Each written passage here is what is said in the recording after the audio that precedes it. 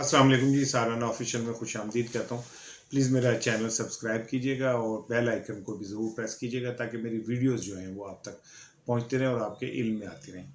Senate के इंतखाबात sir पे हैं और गुज़िश्ता रोज़ वज़ीर आज़म इमरान खान ने ये दावा किया कि वो सेनेट इलेक्शन जीतेंगे और भारी अक्सरियत से जीतेंगे। लेकिन सूरत हाल ये है कि इमरान खान खुद इस हवाले से घबराए हुए हैं और परेशान हैं कि उनके जो इर्द गिर्द लोग हैं, जो उनकी टीम है, वो उनके साथ नहीं है। और ये बड़ी खौफनाक बात है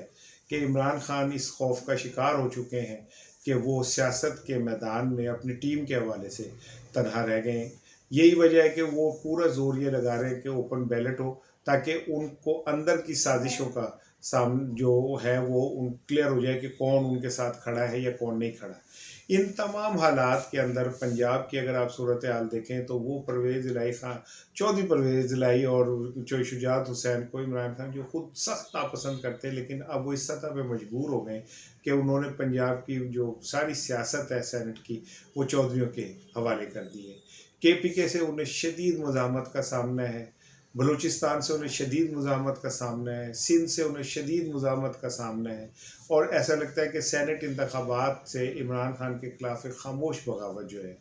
वो जन्म ले चुकी है और इसका इमरान खान को खुद भी अंदाज़ा है। अनफॉर्चुनेटली इमरान खान साहब के शायद ये ज़िंदगी का स्टाइल है कि वो कभी अपने दोस्तों को मुस्तकिल साथ लेके नहीं चलते। उसमें बड़े बड़े दोस्त उनके लाइफ में आए और आके चले गए और फिर ये सिलसिला इतना बड़ा कि अभी इमरान खान के इर्द गिर्द जितने भी लोग हैं वो इमरान खान से खुश नहीं है और वो ये समझते हैं कि इमरान खान की नज़र में किसी की कोई वक़्त नहीं है सिवाय अपने।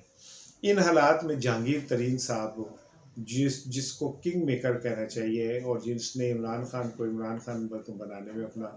एक तारीखी किरदार अदा किया और उसके बाद वो इमरान खान की बेवफाई बेइत्नाई का शिकार हुए, वो भी उन लोगों में शामिल हैं। लेकिन इन सेनेट इंतखाबात में जहांगीर तरीन साहब का किरदार बड़ा अहम है, ये इमरान खान को भी पता है, क्योंकि जहांगीर तरीन PTI में इमरान खान के बाद वाहिद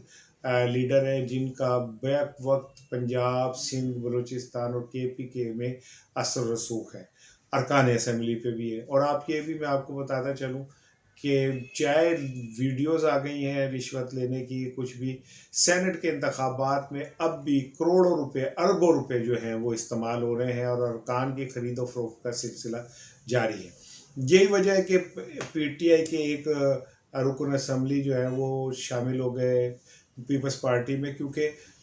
वो अगर ओपन बैलेट होता और वोट देते तो उनकी रुकनीत चली जाती है, इसलिए उन्होंने पहले ही छलांग मार दी और वो तय कर चुके हैं कि वो पीपल्स पार्टी के साथ खड़े होंगे। इस तरह और बेशुमार PTI के